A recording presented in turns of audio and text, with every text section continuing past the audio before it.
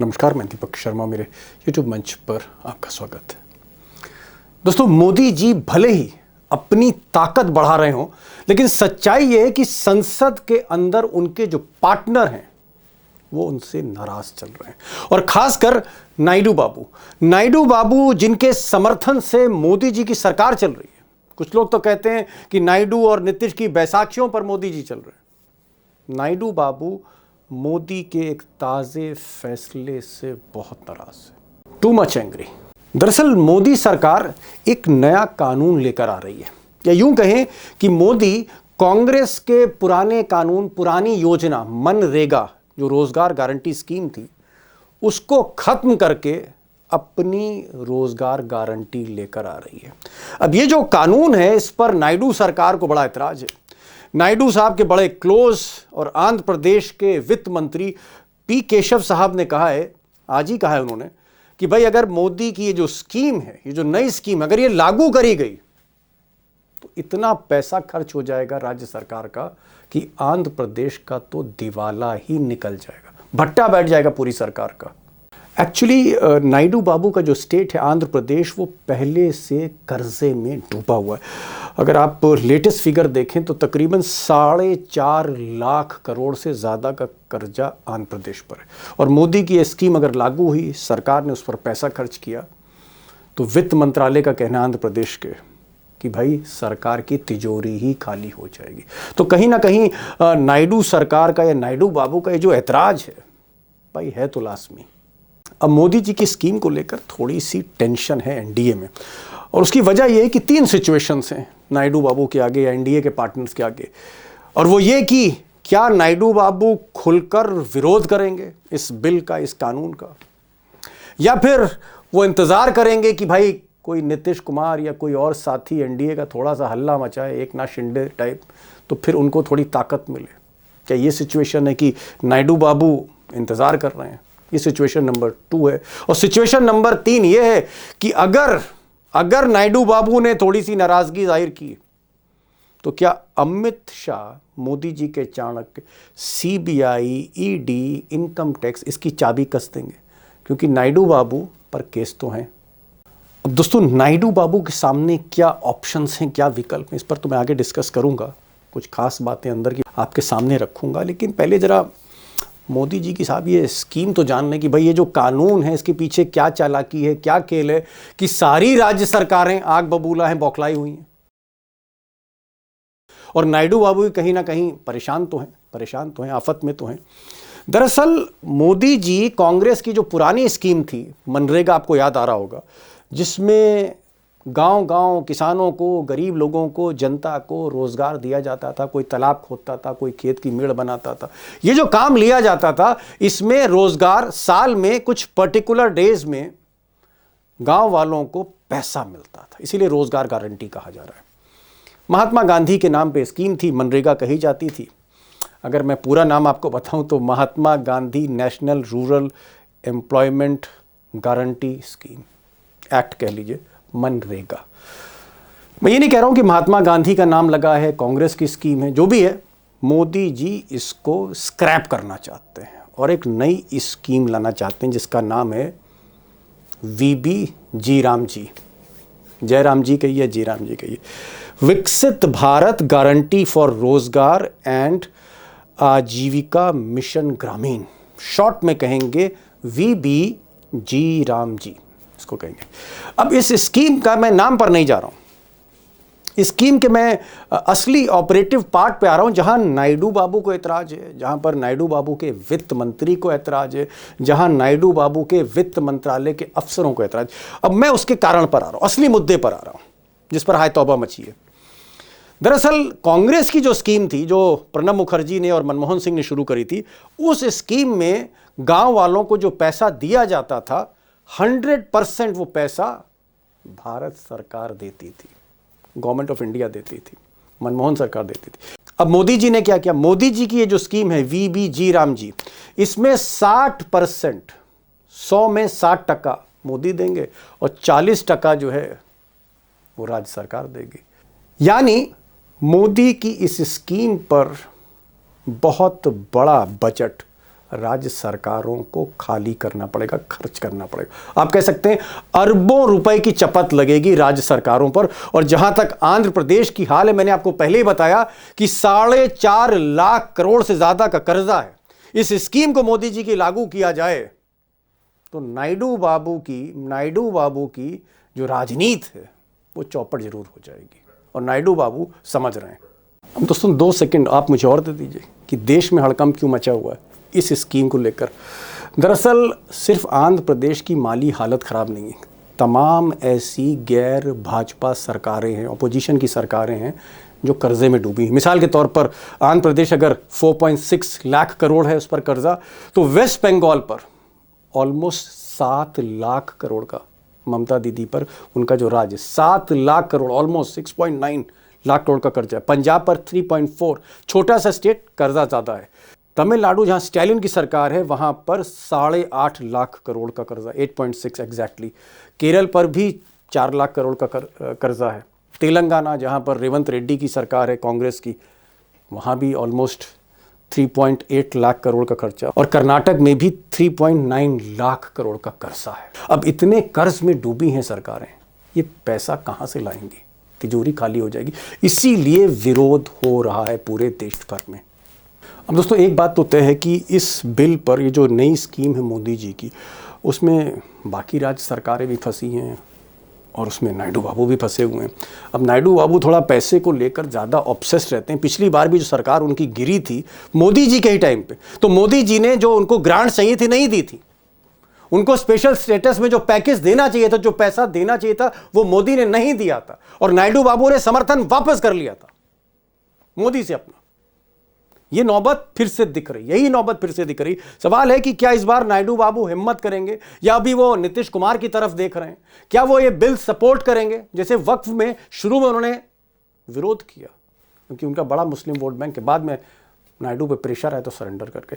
क्या नायडू वाकई इस बिल को लेकर, और उनका जो मैंने कहा ना कि उनका जो विरोध है लाजमी है, नेचुरल है, क्या वो हिम्मत करके विरोध करेंगे या नायडू बाबू अभी भी मौके के इंतजार में कि बाकी कुछ लोग इकट्ठा हों, सही नंबर आए, सही संख्या बल आए और फिर मोदी पर दांव चला जाए? तो क्या मौके का इंतजार कर रहे हैं नायडू बाबू? ये एक बड़ा सवाल है, बड़ा सवाल है। और आज मैंने आंध्र प्रदेश से एक बार फिर से राजशेखर राव साहब को बुलाया है। नायडू बाबू की राजनीति को बहुत समय से वो फॉलो कर रहे हैं और नायडू बाबू के घर से थोड़ी दूर पर ही उनका घर है, पुश्तैनी मकान है। उनको मैंने बुलाया है, हिंदी भी बोल लेते हैं, तो उनको सुनिएगा तो अंदर की बातें और आपको पता लगेंगी। और उमाकांत जी होंगे जो भाई संसद में बिल आ रहा है, संसद भी कवर कर रहे हैं 30-35 वर्षों से, कांग्रेस, ममता, स्टैलिन, इस सबको देखते हैं और नायडू बाबू को भी जानते हैं। भाई राव साहब कि नायडू साहब भाई मोदी जी के सहयोगी हैं, हमसाया हैं इस वक्त, और उनके समर्थन से सरकार चली। उनको तो खुशी मतलब इजहार करना चाहिए था, खुशी जाहिर करनी चाहिए थी कि भाई बढ़िया स्कीम मोदी जी लेके आए। लेकिन स्वागत करने की जगह माथे पे बल आ गए नायडू बाबू के। अफसर कह रहे हैं कि भाई ये स्कीम हम लागू नहीं कर पाएंगे, इसमें तो इतना पैसा देना पड़ेगा।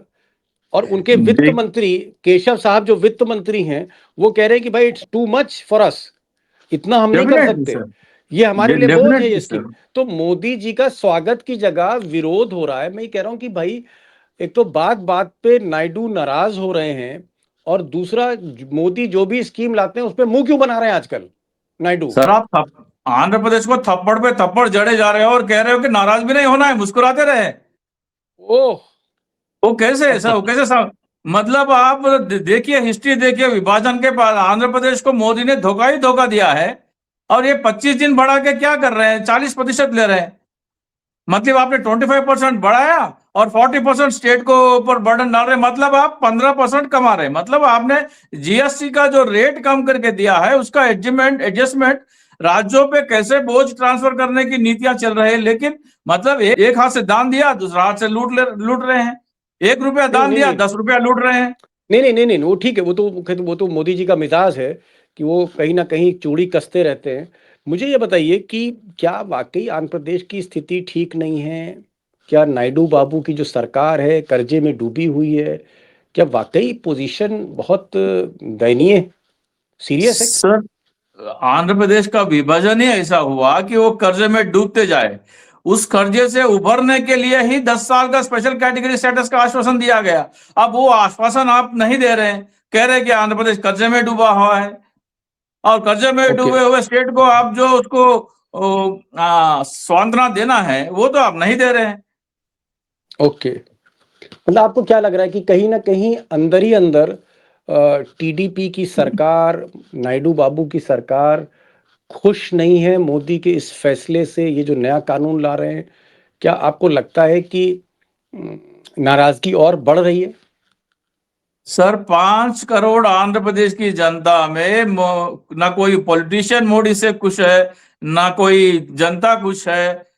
हर कोई नाराज ही नाराज है। लेकिन चंद्रबाबू नायडू की काफी मजबूरियां हैं कि उनको जबरन शादी करनी पड़ रही है एनडीए के साथ, जबरन ओके उस गुट में रहना पड़ रहा है। वरना अगर उनको नहीं तो उनका पॉलिटिकल करियर, उनका बेटे का पॉलिटिकल करियर जगनमोहन रेड्डी खत्म कर देंगे।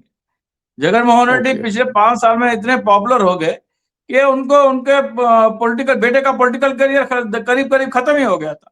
इसलिए फिर से ओके मोदी से हाथ मिलाना पड़ रहा है। मोदी ओके चाहे आंध्र प्रदेश के ऊपर जितना अन्याय करे, उसके बावजूद मुस्कुराते हुए आंध्र प्रदेश की सहन करना जनता पड़ रहा को है। कर्जे में ढकेलते हुए उसका स्वागत कर रहे हैं। ओके, समझ गया।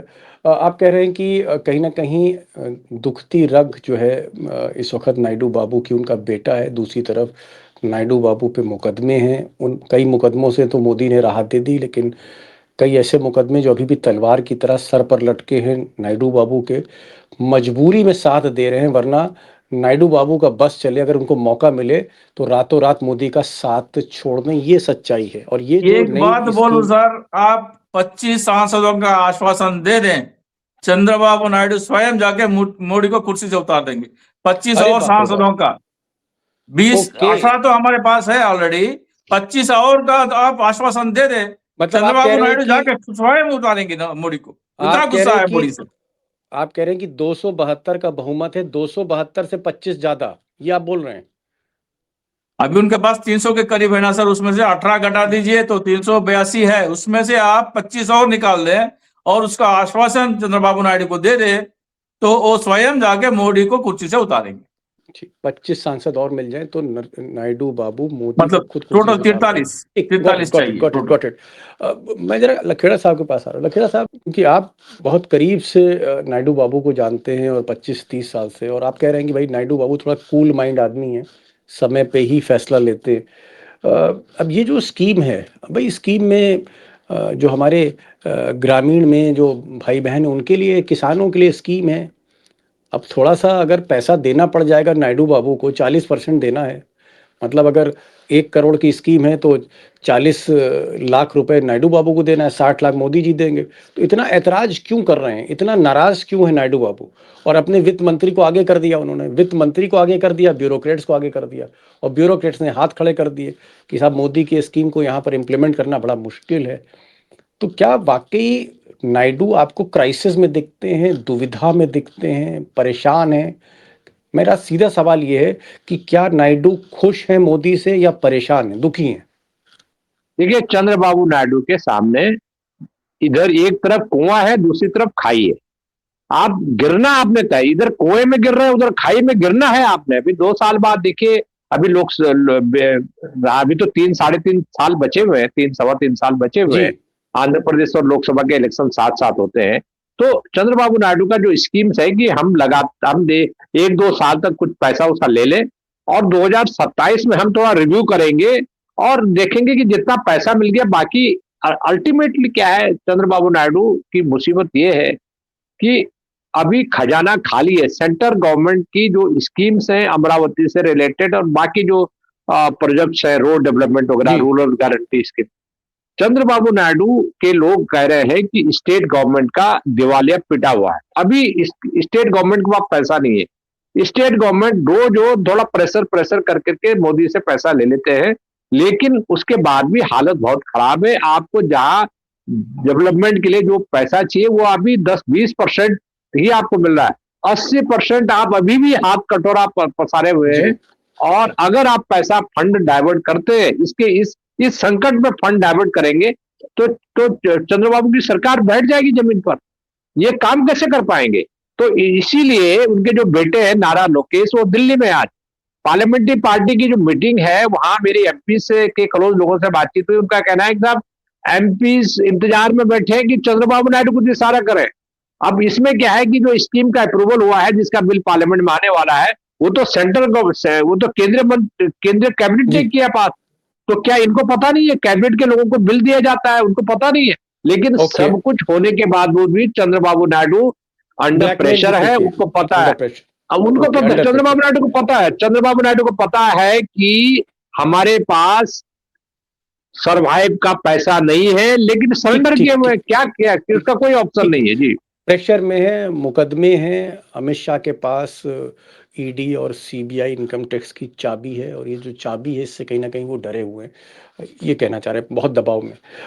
मैं एक चीज़ पूछना चाह रहा हूँ राव साहब, क्या आपको लगता है कि अगर यही हाल रहा नायडू बाबू का और मोदी ऐसे ही परेशान करते रहे, बजाय पैसा देने के, अब तो मोदी जी पैसा ले रहे हैं नायडू बाबू से कि आप पैसा लगाइए, क्या नायडू बाबू की स्थिति कमजोर होगी आंध्र प्रदेश में, और नायडू बाबू इसको लेकर चिंतित हैं कि भाई अगर हमारा, जैसे वक्त में उनका मुस्लिम वोट बैंक पे हमला हो गया एक तरह से, फिर माइनॉरिटी क्रिश्चियंस भी उनके साथ हैं, उनको भी मोदी से ऐतराज है, और अब ये जो है कि सीधे सीधे वोट बैंक की जगह बैंक पे ही हमला कर दिया स्टेट के, क्या आपको लगता है कि वाकई नायडू और उनके साथी मोदी से बहुत ही नाखुश है, परेशान है, प्रॉब्लम में है?